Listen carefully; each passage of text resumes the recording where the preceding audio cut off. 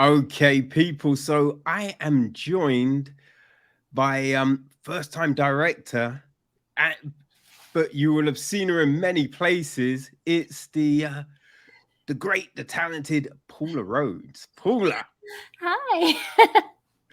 thank you for stopping by. I really appreciate that. Oh, I'm thrilled to. All right, so we're we're, we're here to talk about your new film, your Yeah, debut film.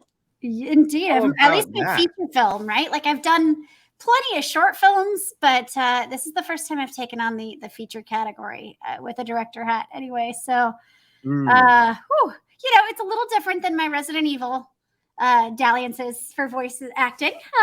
So whole new side of the brain we were using on this one. This is Delicate State. And yeah. I'm so excited to have it out in the world today. It launches today globally. So Yeah, crazy. Like, what was that feeling? Going to bed yesterday and waking up today. Like, what, knowing that, that when you wake up, everything's gonna change. I have no idea. It it was very exciting. And it's been lovely to even just get the messages I've gotten so far. I would say the biggest heart boost I got was just doing the premiere, I suppose, and actually finally seeing it on the big screen, and sitting there with so many people that I loved and cared about, who had supported me in various factions or were in the film, as well as my parents who are also in the film, and just seeing it finally come to life and hearing some of the reactions from these same people that I'd kind of imagined and held on to for all the years that we were crafting it. So it was sort of a wonderful deja vu to finally have that moment and share it with the world. I mean, and it sounds like you had that moment in a real special place, which is you got it in the Chinese. Like, how did Yeah, it that was wild. happen? Because I imagine most people in their directorial debut, in an ideal world, you'd be like, where would you like it to? You're like, oh man, if I could, oh, it'd be great for it to. Right? But they don't expect it to happen. So how did this happen for you? It was a lot of stars aligning, to be honest. So this is a film, Delicate State, that is shot over the course of my actual pregnancy, my first one, with a few pickup shots from my second one. And it's us documenting, because the entire thing is, the leads are the cast and crew. Mm, My husband and we're documenting our pregnancy in this alternate timeline where the U.S. breaks out in civil war. And we started filming this in 2015. So we had no idea how close to documentary it would veer, but we've filmed a lot of the things since, with the very last shot that we filmed being in 2020, when everything was shutting down, and we filmed a shot of just empty store shelves mm. as we went in to plop in. And so it's been a long time growing in my heart as it takes a while to do post-production with two small children. But we started plotting out where we might want to see it. And I was given this opportunity by the Chimera Project, which is an amazing organization. I recommend anybody who's a film lover to support them. And if you're a female or female identifying filmmaker, they are huge champions. And they helped me with a little bit of my finishing funds toward my VFX for this. And then along those lines, they also put me forward for a premiere or a screening with Slam Dance at the Hollywood ArcLight, which would have been in May of 2020. And I was beside myself. We had just started post. It was like a dream come true. So excited, because that is another iconic theater, and obviously iconic festival. And I was really hustling to get toward that deadline, and then the world shut down. So that one got delayed, but it was actually a positive thing, because we were able to take that time and really polish her up and get her where I wanted post-production wise, which was great. And so along those lines, I started submitting to festivals to see where a premiere might be. And festivals are in kind of, a weird limbo right now, because we're still kind of tiptoeing back into what we can do group wise. And I happened across Dances with Films, which I'd been to as an actor and had such a wonderful experience. And I knew they were at the Chinese theaters, which are just glorious venue, and kind of pie in the sky, submitted there. along with a small handful of others that I knew I'd be willing to travel to. And when we got Dances does a unique thing in that they kind of let you know as you make each cut versus just yes or no at the end, like a lot of fests do. So I kept hearing like, okay, you've made it to the next round. You've made it to the next round. And I was like, my hopes just continued to grow. And they actually delayed their announcement by about a week and a half. So when the original date came up and I didn't hear anything, I was like, oh, like crushed, trying not to be, but like, oh, I don't know. I just thought I could visualize it there. I thought we were supposed to be there. Oh, and then I got this lovely message from the programmers being like, well, hang on. We haven't actually announced yet. So just wink, wink. And I didn't want to get my hopes up again. So I tried to forget that email. But sure enough, in a week and a half, they announced. And we were chosen for that first opening weekend at Dances with Films and got to do an incredible screening there. And then went on to win Audience Choice Award, which really blew me away. I was not expecting that. I was just in t-shirt and jeans there to support my new filmmaker friends in the way back in the middle. So when they announced my name, I'm like, what? Ah! But it's been a wonderful ride. And, a series of learning curves and climbing things that people told me, you can't do this. That's impossible. You can't make a film with 2 people. You can't make a film without a script. And again, I kept trying to prove the naysayers wrong because I figured if I could do this, especially at my most vulnerable, then hopefully it would serve to inspire other people to go after their, impossible seeming dreams, as well as, really get the message across that civil war should not be an option and needs to be handled a lot more responsibly in our dialogues. So, now it's out there. It's live. And I thought it was interesting in the in the liner notes and everything that we get sent, and it's saying that you showed it to all your friends, and regardless of their political views, they just were able to enjoy the film. And I think it does. Yeah, it's not trying to really walk a particular line because, like, you don't name the president, right? It's just this happens, and it's not, the reaction to that isn't a yay or a nay. Like, Charlie is a bit disgusted by the reactions of other people, but and you can imagine no real commentary from either of you on this. It's more about how does this affect our family, right? And this going forward. So I thought it was interesting and refreshing at that point that you're not getting beaten over the head by something, and you can just see these people who, I have to say, I was surprised you made it. I was surprised you got through that, because I'm just like, yo, what are they doing? Like, don't get out the car. Oh, I know. There's plenty of times. But we make these dumb choices as humans, a lot of times. Sometimes you lead with your heart versus your brain, and other times, you should have led with your brain. But what we found was really interesting, hearkening to your point about not particularly putting these characters in one camp or the other, was that you can imagine over the course of filming from 2015 to now, there's been 3 separate presidents. So how that has been taken, that scene has evolved a bit, right? And depending on where people sit naturally. But I thought it wasn't my intention going in to play it so middle of the road, until I saw that the benefit of not making them politically active, making them more like most people, where we don't have the bandwidth to necessarily be super engaged politically, and you really only see how it affects you personally. To play them that way really drove home my point and took the audience along on a journey, and didn't close off a whole segment of the population just because of tribalism, right? So I saw that was a benefit.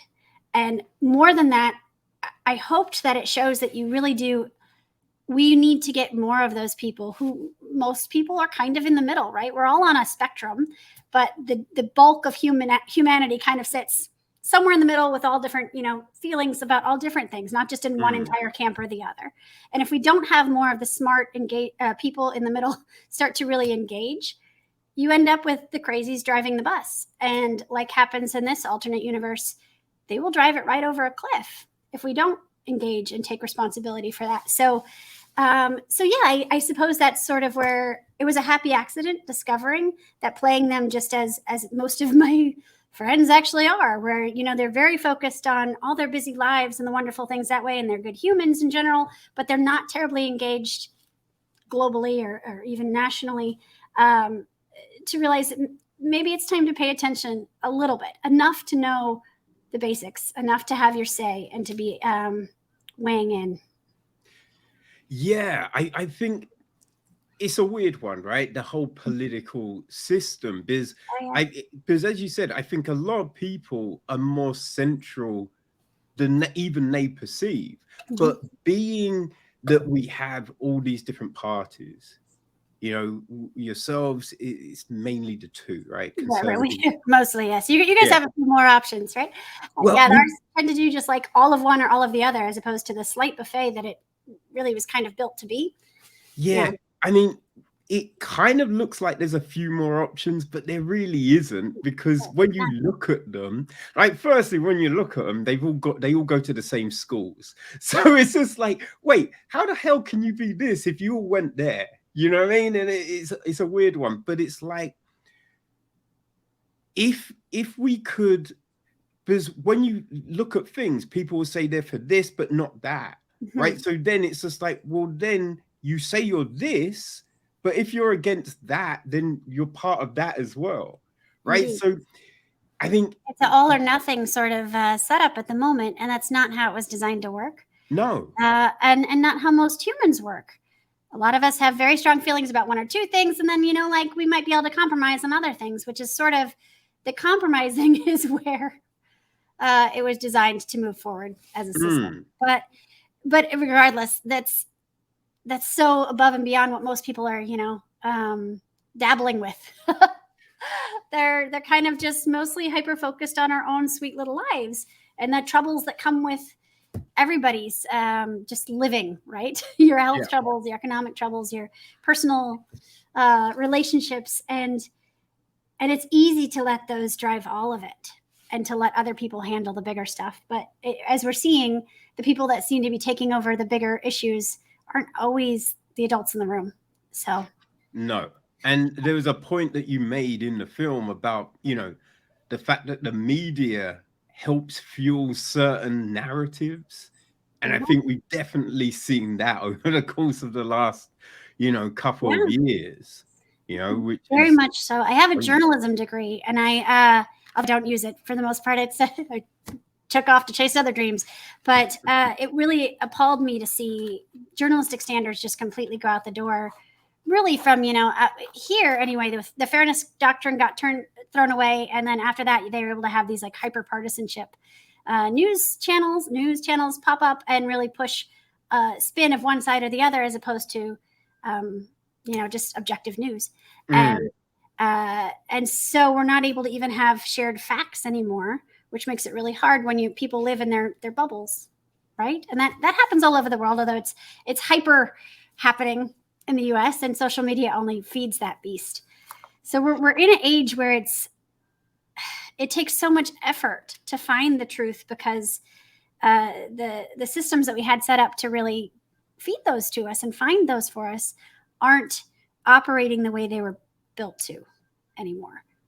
They're serving economic and political means as opposed to information, for the most part, because that pays more. Yeah. Oh, yeah. That's the thing, isn't it? And we've had people even admit that, it's about click-throughs and that, rather than, the sort of journalism that we used to see back in the K80s and the likes like that, where you used to get these really hard-hitting stories that really just went into a subject, people embedding themselves somewhere for a year or so, and coming out and giving you an expose on it all. But that's And good. we have some great investigative journalism still. It's just the fact that the outlets tend to be perceived, at least, as partisan. And so where they are, it doesn't mean that everybody will believe their investigative journalism. When it is really good information, there are always going to be now factions that doubt truth, which is tough to find a shared reality when they don't agree what the reality is, right? So yeah, this was my attempt to kind of tap into the magic that is filmmaking, because one of the best things about storytelling, ever since we were sitting around fires in caves, right, was the fact that you can change hearts to change minds, and you can inspire, you can lead that way, you can get people to question things that maybe they should be questioning.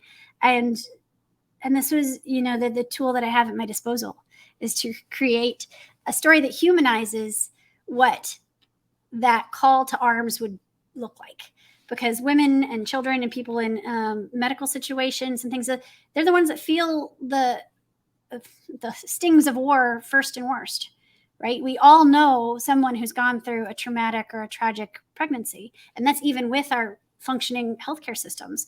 So I wanted to paint what it actually might look like if people get their, weird video game fantasies, which, as someone who works in video games, I promise you it wouldn't look like that in real life. You can ask anyone in any number of countries going through civil war now. It's not fun. It's not like somebody wins and you get to thump your chest. Like, how do you even identify your enemies here? So yeah, I think that's the crazy thing, isn't it? Because people talk about something like it would happen in a film they watched or something like that, when it's just like, you could look at certain countries to see what actually happens, and the fact that then after there's no infrastructure, so a country stays in a turmoil for years, decades, and is often invaded by other countries, and all sorts of fun things happen after that. There's no internet. It's not like, you can't even get the brand of toilet paper you want, if you can even get toilet paper. And the people that are calling for it loudest tend to be those who would be most distraught at not getting the right brand, right? Like even the ones that are super preppers or something, there's no amount of canned beans that are going to see them through all the years and all the orphans they would hope to create, right? So yeah, it's a real lack of short-sightedness. And I think maybe a mother is in a really good position to point out when people are acting childishly. So I kind of took on that mantle and painted this very human picture of what that could look like, even just in one small, very tiny corner of it. So what was the thing that kind of got you to just conceive this project, from at the very beginning, as it were? Well, it started off slightly selfishly, in that I was nervous as an actor, as I started to realize, right after we got pregnant, we've been trying for a while, and it really, just like in the film, we thought we would need help, and then it turned out, surprise, we didn't. So I was both thrilled to start that journey and terrified, because I didn't know how the artist side of me, which defined so much of me up until then, would look like, if I'd be able to still work. And I really selfishly started to worry about that, and probably talked about it way too much, and complained about it to my husband. And finally he was just like, just make a movie. And something about that was like an arrow to my brain, where I was like, yeah, let's make a movie. What do we got? We got you and me, and we got a pregnancy. We got some equipment. We could get a better camera. And it just kind of spiraled to the point that he was like, I guess I'm on this ride. Let's do it. And I had to convince SAG-AFTRA that it was doable. And just every time that I'd come up against another hurdle, I'd try to find a way to climb over. And when I looked at, okay, do I write a script for this? I was like, well, pregnancy is really unpredictable, as is the state of our nation right now. Because I was even in 2015 really taken aback by the fact that I kept seeing in social media and mainstream media the terms the Civil War just tossed around, but it felt like a threat, or like a dare, or like a sensationalism, where I was like, this is so irresponsible of people to just talk about it this way. that I was like, no, I think this is my story. I think this is what I put, what we have in this world where what they're cheering on actually happens, to show them what it looks like. And I was really in heart. Every time I came up against another hurdle, I kind of was like, yeah, look, if I can do this, if I can just make this happen, hopefully it'll bring other people along with me. I can encourage others to try this ridiculous, going after things they want to. And that was kind of the fire that kept me going through all the many hurdles. But yeah, so it was sort of threefold in that sense. And it happened, the start of it happened very quickly because we knew we had a pretty hard deadline there. And then we had a surprise second pregnancy right afterwards. And we're like, oh, well, I guess we'll get some pickup shots. But yeah, it was a lot of life and art mingling together. So I think coming into the film, I've misconstrued what it was. Right. And then also there was a thing where there's on the thing, it says, and introducing Lincoln and Elliot. Yeah. Elliot. Right. And I was like, wait, but we saw the sonogram. There was only one. I'm like, so was it twins? Like, no, they're 2 years apart. The Elliot is our surprise baby. So because it was also some of his you see him physically in the clinic scene when we finally make it to a clinic, spoilers, I suppose, but and we're going in, he's briefly in that crowd scene. So he got to make his debut as well. But yeah, the one on the sonogram is Lincoln, our very first little guy. Right. Because yeah, when I was seeing, the talk of civil war and everything like that, I thought it was a metaphor. Right. So I'm watching, and also, right, I just thought that the whole baby diaries and everything like that you kind of decide, oh yeah, let's document your pregnancy, and then we're like, oh, we could make a film out of it. So I'm watching it thinking, oh yeah, that's good. Oh, so they do.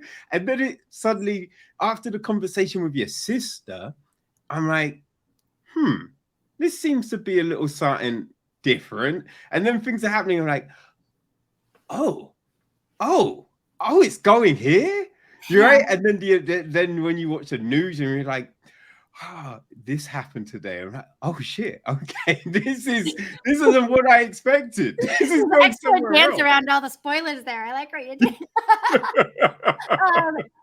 Yeah, we figured we would make it feel very much like a the documentaries that kind of discover what they're actually documenting as they go, which some of them do, and some of the better ones I've even seen start off one way, and then they realize, and you realize along with them, like, oh, actually the bigger story is here.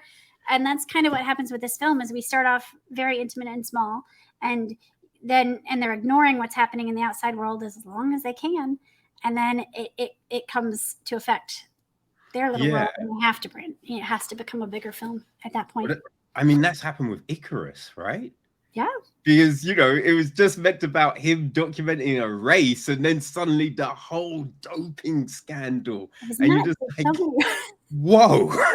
And my dear friend, Kurt Kenny, has a beautiful, tragic, haunting documentary called Dear Zachary that also kind of does that. And so we tapped into that very real formula, I guess, for how to cover something like that. And so with no real script and just like the idea into your shooting, were there things that you're just like, actually no, we won't put that in, or you just... Oh yeah, there was plenty that didn't make that. My beautiful little film baby sitting on the cutting room floor. I have so much to thank Rachel Henry, our editor, for on this. She was a wonderful collaborator and there from the start with us, where we'd get her footage and she'd start to assemble it and be like, okay, this is great. If we had something that could just transition between these scenes, maybe like this or this or this, and we'd spitball together, and then because we didn't have kids yet and could do this, we'd be like, great, I'm gonna go film it. And sometimes things would happen in real life, while trying to evaluate or pick a darn car seat, I was having a hormonal breakdown of just tears and how ridiculous the overwhelming number of choices were. And and afterwards, my husband was like, this is ridiculous and we should film it. And I was like, oh, we should. It would be good for the movie. So it really took an interesting lens on our pregnancy, where even when we hit roadblocks or hit something really funny, we'd be like, oh, we should recreate that. And Charlie is a brilliant improviser, as are all the people that we brought on to this project. So I knew that even giving them just an outline, they could really run with it and elevate it. And I know a lot of people stress out with improv and think that you won't be able to cut it together, but that just hasn't been my experience. Even with all my short films, I've had just a ton of luck trusting actors to really make things fly. So here as well. Yeah, I kind of feel, yeah, well, if you give people the outline, because you know what certain conversations are, right? There's a lot of conversations that we've had, so you can channel that. You know how arguments flow, right? How introductions go, things like that. So if you give people, just that framework, I mean, yeah. And certain actors are going to be, far more comfortable with it and better at it than others. So I did lean into the fact that I knew which actors I knew that were just so gifted at this. And then when you're working with more than 2 or 3 people, it is better to have kind of a little more structure. So sometimes I'd have like a loose script that I'd give them. For instance, even with Glenn Morshower, he's such a pro. He's on like every show ever, right? So he, I know, prefers a script. So I gave him one and was like, within this, go ahead and play and make it your own. But I essentially just listened to one particular news channel that night, and I almost transcribed word for word a rant that a particular guest was having that I couldn't believe I was hearing. And I've heard similar, sadly, for so many years since 2015. But I transcribed this thing and gave it to him, and he made it his own. And it still haunts me every time I hear him give that monologue, because I'm like, oh gosh, I thought for sure that 2015 was going to be the year that I hear this around Ferguson and stuff was happening. And all of a sudden it continues to repeat itself year after year. So tragically haunting that I keep hearing those words out of other mouths. But yeah, it was a really interesting experience in filmmaking. I wouldn't recommend making a film with only 2 people. I think I am thrilled I did it, but I so look forward to having a crew to lean on and to help elevate my work next time.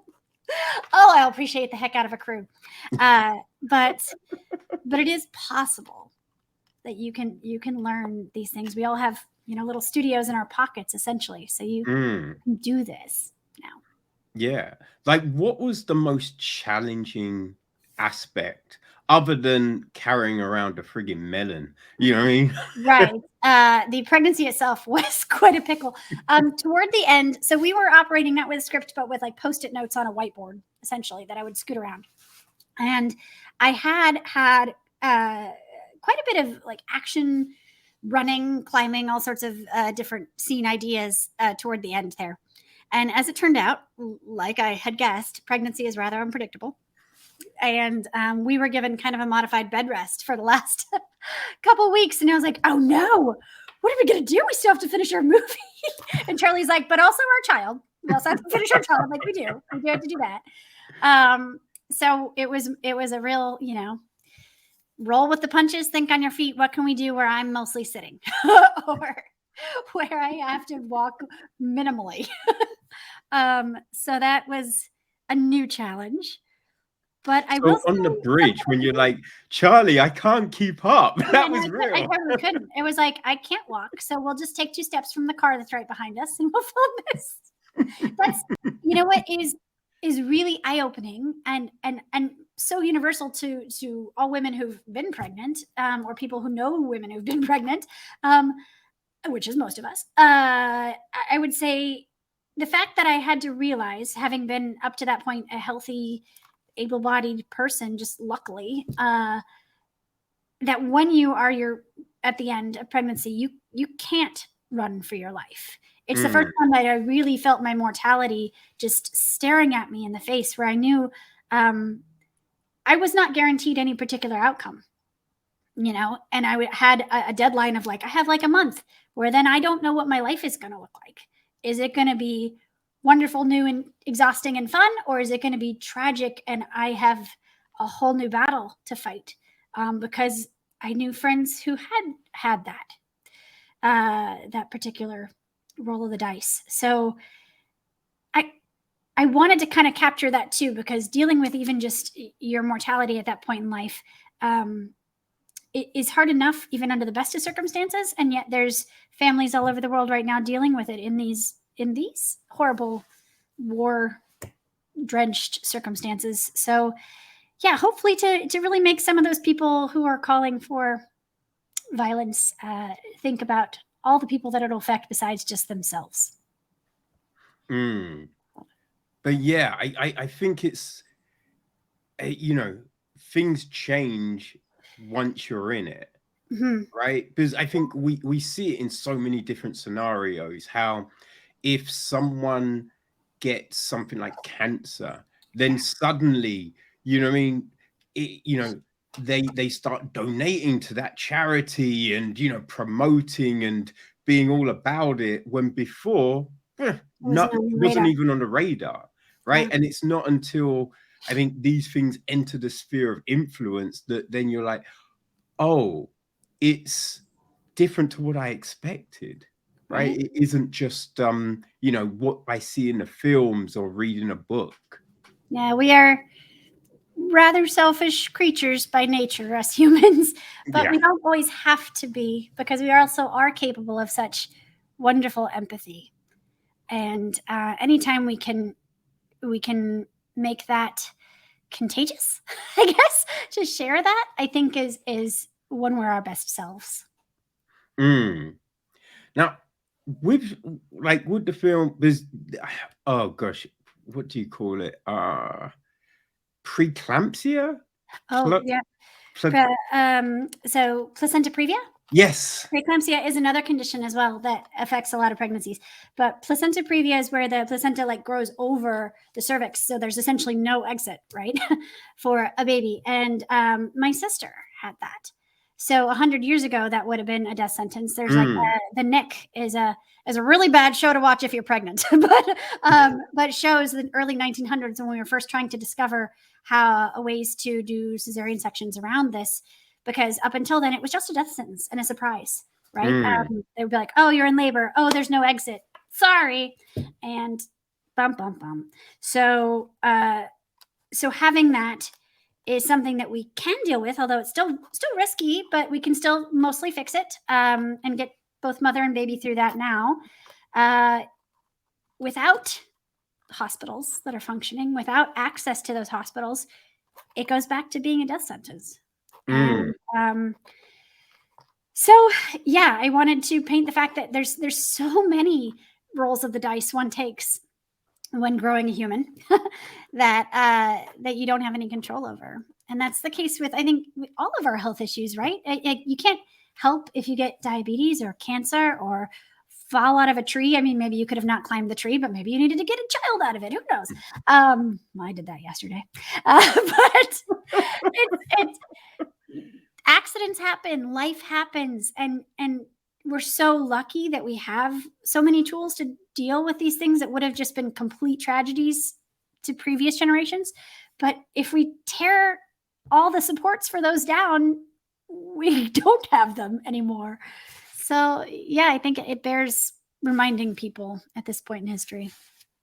Yeah. Oh no, definitely. But I think you mentioned it in the film, and it was a part, but it didn't become this all encompassing thing, right? And I thought that was the way you handled certain aspects that were affecting them, but they didn't overpower the film.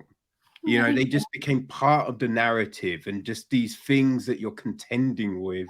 You know, I thought that was kind of life, right? To take it is, but sometimes you watch the program and then that becomes the main thing.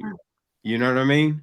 The wild thing about placenta previa and some of the other pregnancy conditions is that you kind of have to just keep going. Like you don't really feel it.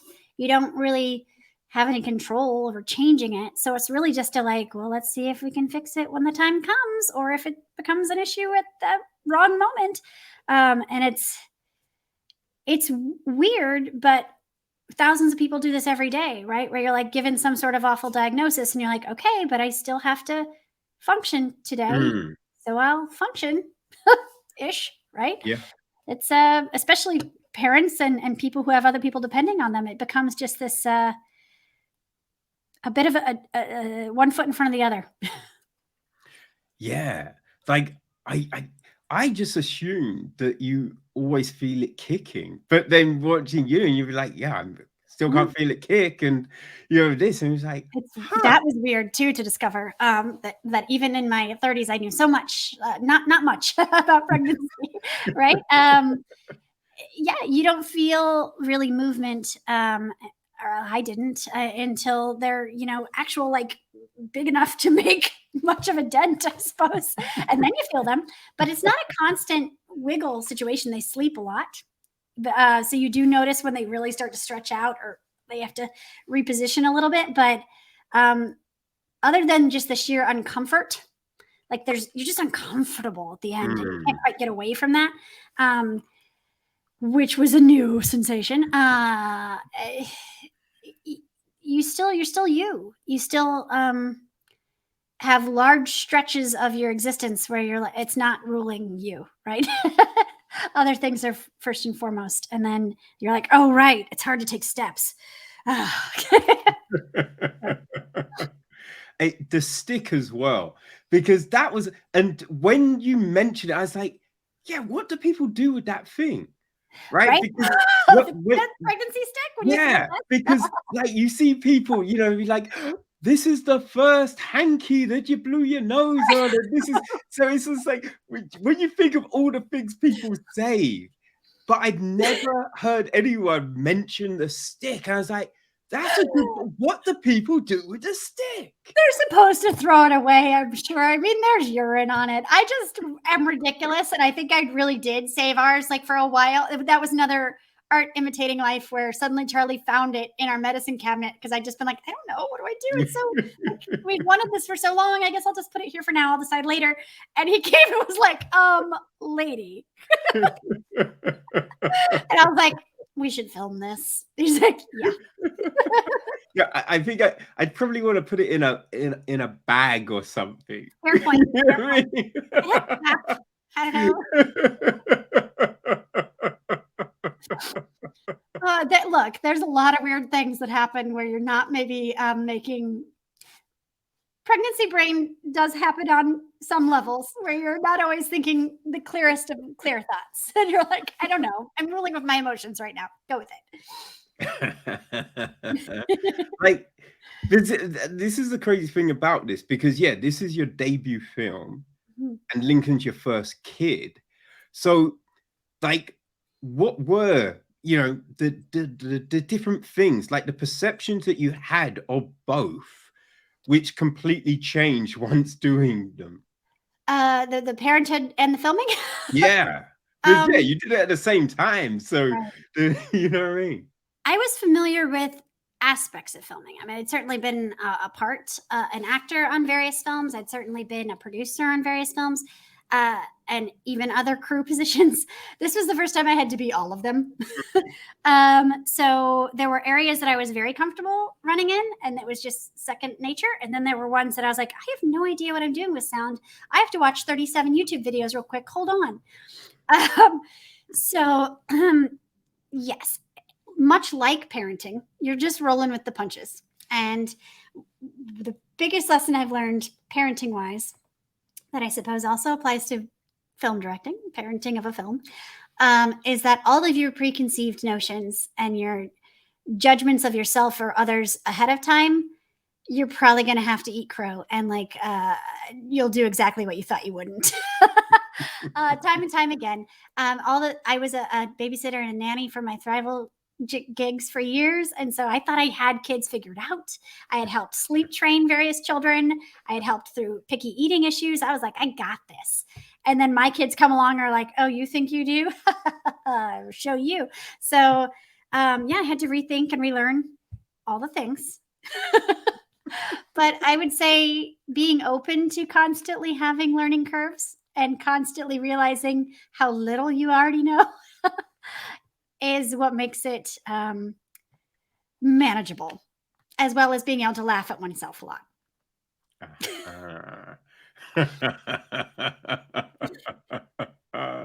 But yeah, like the beginning of the film, you guys just happy all the time. Happy. And so that was the other thing when I thought this was a, actual, like a real kind of, you know what I mean? A thing. I mean, like, damn, these people are super happy. So when there is the scene with you and the I can't pick the right chair, I was like, oh shit, okay. Okay. You know what I mean? We are seeing different sides of you up in this. So We all yeah. put on, a lovely mask for social media and for, public appearances and otherwise. And so that's how we started the film, was with those, public facing masks on for the characters. And then as it continues on and you're not able to sustain that forever, you eventually start to see cracks in the character's guard, I suppose, as well as in how long they're able to maintain that. And we're naturally generally humorous or happy people, so that still tries to pop up here and there, but sometimes the world will just be a little heavier than that allows, and so we had to just go with that and hopefully try to react as one would. Yeah, it was it was a nice counter to them things that happened later on in the film, like when Charlie's sitting in the bathroom, just you know what I mean, be like, this happened today, and all I have is this left, and you're just like, oh. We wanted you to be able to first like the characters so that you cared about us when things really go south, because that is people's way into empathy, right? You have to kind of care about somebody, and then once we do invest a little bit in another human, we suddenly really do care about their journey, and we want things to go better for them. And I love that about humanity. And I hope, if I had a superpower, I would love it to be that I could like weaponize or share or make empathy contagious. I do think that would solve a lot of our problems if we thought about other people. But in general, I would say that my filmmaking, my storytelling always kind of leans on that superpower, that magic of hopefully touching hearts to change minds. Well, I think that's a big thing, right? I think the more perspective, the more fair and early here. You're fine. Yeah, the different viewpoints that we see, I think that helps shape our our perception of stuff, right? Because I think even if somebody disagrees with you on one thing, you might have a lot in common, and if you actually sat down and talked about it, you could probably find a solution. Yeah, and you don't have to agree on everything. That's true. It doesn't really matter as long. I always find as long as that moral foundation is the same, like there's going to be the key things that you agree on, and you'll veer off on other things. Yeah. But as long as you agree on, all right, we're not killing people. We're like, oh, you agree with that? I agree with that. Right. Yeah. Cool. The mutual respect of another being really has to be there just to even have a society, right? That's sort of our baseline. I respect you, you respect me. We can connect and see where we differ, see where we can agree. And chances are, if two people talk, you can find a lot more agreement than if two camps of people yell at each other, right? Yes. Or demonize each other. So when you start seeing someone else as just the enemy, which a lot of our media paints one camp or the other, it makes it really hard to come together and to respect each other and to move whole groups of society forward, really, to find solutions. It makes it hard. Yeah, no, for real. Right now, I there was a couple of things that happened in the film, and not so much the narrative, but just the baby diaries. Right? So is this a thing that you actually did? It was suggested by Charlie originally, and that's kind of why we folded it into the film. Um, I will often go along with stuff like that, but I think at the time, vanity also plays a little bit of a card when you're pregnant for the first time, especially, and you're having to deal with like, oh, I look different. That I always have. So I think I was worried about that in real life. But it was something suggested that we realized would make a really good part of the film, and also ironically serve as a little bit of an actual diary for us on that pregnancy journey. So, two birds, one stone. Because I was kind of curious to, when do these get watched? You know what I mean? Like, at what point do you sit down with a kid and be like, "Hey, Lincoln, do you want to see something?" Be like, not really. Be like, no. Like, watch this. This is how you were made. Well, the kids sure do love watching themselves. Yeah, but you're right. They probably won't care to watch their parents too much until they're much older.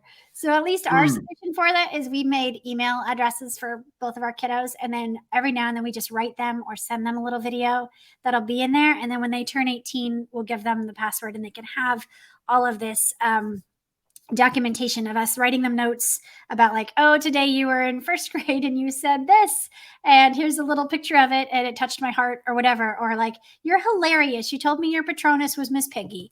Like, whatever it is, like, we just kind of share as we go and save it for them so that maybe someday they'll appreciate it. Because I know as a child I wouldn't have appreciated my parents doing that, but now as an adult, had that what they have documented even is so dear to me that there comes a point, I think, in our life that it really is appreciated.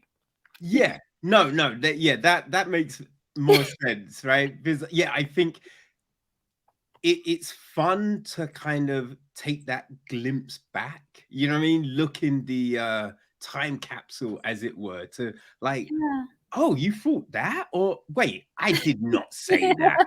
You know what I mean? It's just like when your parents say to you, when you were a kid, you really wanted to be this. When you be like, no, I didn't. Like, why would I want to? And be like, look, you're like, proof. Oh. Oh yeah, we're gonna have so many embarrassing stories and pictures there saved for them. Okay. Yeah, that makes sense. But the other thing I was curious about, because you said like in real life you were trying for a kid for a while and then it happened. When I did watch that screen, I was like, all right, so you were told that you might need things, but so how did you know you were pregnant then? And I was like, oh yeah, there are all ways of find. Yeah. I was like, oh, there's a couple ways to find out, and then or guess, and then a couple ways to double check that. But yeah, that actually was part of our story. We had tried for a little over 2 years, and had been after that told by like 3 or 4 different doctors that each of us had none of them could agree, which was quite frustrating, where you get told like one thing, like, oh, you'll need help, you'll need a procedure, no, it's you. We're really baffled by that, but we wanted to try whatever we could, so we had saved up, and we were going in to get a procedure, and right before that we went on a trip to Ireland actually, and came back and went in for the procedure, and the first thing they make you do is take a pregnancy test just to rule out everything, and they were like, actually, you are pregnant. And we're like, wait, what? I'm gonna just take that check back, thank you. Zoink. But yeah, it was a lovely surprise. But definitely a surprise. I can imagine. But yeah, those Irish blimey stones really do have magic, it seems. Like, what I was curious about though, is with kind of trying for so long, during that period, you don't think of baby names? Because it was just like with the diaries, and you're like, hey, baby. I'm like, and you're just thinking, the baby's like, I got a name, damn it. What's wrong with you? You're calling me baby.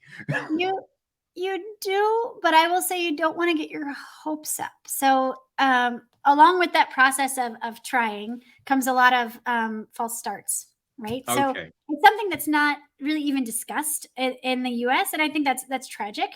But we had probably 6 or 7 or more miscarriages early on, but they're so early that it's, you know, it's very, very early, but it's super common, and yet you're aware you are, and then you're not. And so it's a lot of excitement, let down.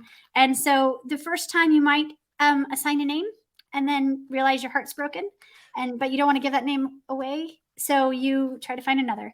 And it is quite a process that is actually really super common. And I wish more women and parents trying to become parents, I wish they were aware of that, because I know it can hurt so many thinking they're alone on that journey. And it is just super normal. Bodies just need to find their way if you're not 16, apparently. And yeah, it is not always something that's just first try. So right. I mean, that makes perfect sense. But yeah, I hadn't thought of it like that, because I think because I've had friends who have tried for a while and then got pregnant like yourselves. But I think when you watch films or, you know, TV and stuff like that, it's either let's have a baby and we're like, wait, we're not pregnant in the first month. There must be something wrong with us. No, no, yeah. And that's how it's usually depicted. And then it's just like, okay, so you're straight to IVF. And then it's just like, and it goes down that road rather than, you know, talking about it like you just did there. You know what I mean? Yeah, and I think that's it's weird, because you're giving people a perception of something that happens in a way that it doesn't really happen. Yeah, I think you're beginning to see a little more realistic portrayals just now in some film and TV, as more and more women become writers and kind of push that narrative, right? Or directors. But previously, there was a lot that men weren't always privy to, right? And maybe wasn't their main I don't know, experience, right? And so it's hard to write about something that you don't have to slog through. And so I found fascinating just finding out recently that actually I Love Lucy was the very first show that showed a pregnancy at all. She was actually pregnant during their storyline. They made a whole season of it where she actually was pregnant, and they discussed it. And then they timed the birth of the child on the show to their actual C-section, and they were born. Their son was born the night that their TV son was born and aired. Oh, super wild and weird that they were able to do that. And they guessed right, because there wasn't ultrasounds at the time. So 50-50 that they actually got the gender right. Ta-da! It actually was a boy. For the show, but yeah, up until really recently, it wasn't something that was covered much beyond the like, happy ending or just super tragedy, but we don't talk about it too much. So yeah, I think I'm happy to help share a little bit of that narrative, and I hope to see more people do it, because it's messy and weird and heartbreaking and uplifting and every emotion there is, but it's also really super, super normal and common. Yeah, no, definitely. I was surprised with the death in the film. I didn't expect, you know. Yeah, that was a bit like, what? Because at first I thought, yeah, the car's getting turned around, and then when the thing is, you're like, no, that was a bit, that was sad. And that was also spurred on by I have some friends who were refugees throughout their lives, and one of them from Bosnia, one of them from different times of turmoil throughout the world, right? And and also that was big in our national dialogue at the time. We had a lot of refugees. We now do again. We're dealing with and just that aspect of having to leave your home, and not just your home, but your homeland and your language and your family and your friends, everything you know. And part of that, I also realized, just a tiny part, was your pets. You don't get to bring those. They just get left. Yeah. And that was just an extra layer of, that I thought could really be something that all humans can connect on. So yeah, we folded that in as well. Yeah. I am hearing that Domino is arguing about the royalties. You know what I mean? It hasn't got a check yet, which seems crazy. what's funny is we didn't plan for her to be in the film necessarily. It's just that she exists around us and rules the roost. And we'd get the camera out and she'd be like, "Oh, I'll hit my mark. Is it here in front of the camera? You can get me in focus. That'd be great." So she's our cat, and she is a joy, and she is still very much alive inside. And, yeah, she's just a big part of our lives. But yeah, I think she might have been a silver screen star back in a previous life because she just knows how to work it. Definitely. Now, is she named after the X-Men Domino? No, the actual, I mean, she's white with black spots, so right, less okay. lofty than that even. She showed up on my great aunt's doorstep in the desert one day as like a barely more than a kitten herself, and was pregnant with 6 more kittens. And my great aunt took her in and adored her. And then when she went into hospice, asked if we would take Domino as our inheritance, and we were thrilled. So she's been one of my best inheritances ever. Nice. So what happens now, right? The film is now out. It's out. Yeah. Boom. So, yeah, your third birth. I know. It took like a long time to gestate.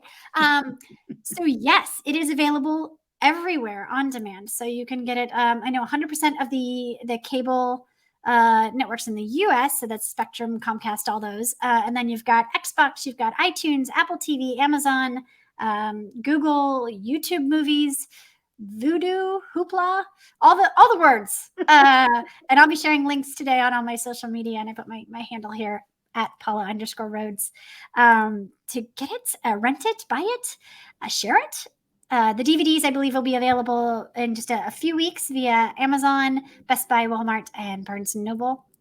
And it doesn't quite feel real yet, but I am so thrilled. And I hope to be having more of these important conversations. And thank you for having me on to have them, because, I mean, our nation is dealing with a particular anniversary this week anyway. And so I figured it's a good time to have those conversations, and a little reminder that, civil war isn't the answer to anything. So. No, I think, everyone, like, it's funny, right? Because everything that was going on in the US, and you see people going, it's crazy over there. It's not like that here. And you're like, what are you talking about? You guys have a little bit of tension too. You certainly have strong feelings on both sides, or multiple sides. Yeah, it did seem a case of stones in glass houses. I was lucky enough to study in London for a semester. So yes, I'm a little bit, I'm not as aware as I am of the situation here, but I am aware. Yeah. Yes. Humanity is universally going through some things. And we've had a rough couple of years, right? Dealing with a pandemic on a global scale is traumatic on every level. So I hope we all treat each other with a little extra grace and empathy for now. Yeah. But I did enjoy the clinic scene at the end, because I think that's what we perceived humans would be like in a certain situation. We then realize, oh no, not everyone, right? And so at the end, when it's just like, her water's broke, and then the disgruntlement, and you're like, oh yeah. I think if we'd seen that scene maybe 5-10 years ago, people might go, wait, no one would really be like that. But after recent things, people are like, oh yeah, no, people are gonna be like that. Yeah, it's been a hard realization, I think, for a lot of people the last couple of years to notice that a sizable chunk of humanity would rather not be inconvenienced, even if that means, not helping fellow humans in their moment of need. So that's been eye-opening. I hope that changes. I think we are much stronger when we care about each other and come together. We're better off as a colony of ants than we are the lone ant out struggling on its own. But not everybody believes that. So we have some challenges, And I think we're going to need all hands on deck as far as smart hands and smart hearts to try to steer our collective humanity a little bit better in the future. So I'm hoping some people see this and feel some sort of spark in their hearts to step up and to use their voices and use their platforms and their actions to make this world just a little bit better, a little kinder. Yeah, no, I think, you know, stories like yours definitely help shape the narrative, help people see different viewpoints, points of view, you know what I mean? And it creates a discussion. So yeah, no, I thoroughly enjoyed it. Yeah, no, I thoroughly enjoyed the film. So yeah, and I appreciate you coming by and talking about it. So thank you very much. Thank you, Kevin. This has been really, it's been a joy. Thank you. And have you got another project that you're working on, or are you taking, you know, a break from all the births you've had recently? You'd think. I guess you just get hooked once you start, right? From not from actual children. I think we're good there for now.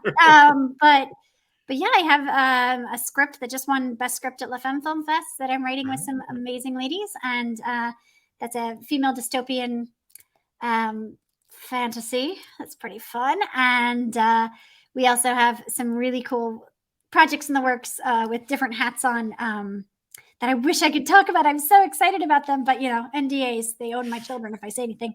Yet. Darn it. But in the meantime, it's been an amazing year with the Resident Evil fandom. It's been an amazing year getting Delicate State off the ground. And now I'm going to take at least today to really enjoy the fact that it's coming out there and people can see what we've done now. Great. Yeah, you definitely need to just sit back and let it wash over you and absorb all the love that you're going to be getting from this one. Thank you. But once you're able to talk about the other projects, hey, come by and let's have another conversation. All right. Love it. Thank you so much. All right, splendid people. Delicate States is out now. Go check it out. And you see the handle, go follow Paula. All right. Oh, it's over here. There we go. Cameras. It's somewhere. It's somewhere floating around. All right. Thanks a lot, Paula. I appreciate it. All right. You take care.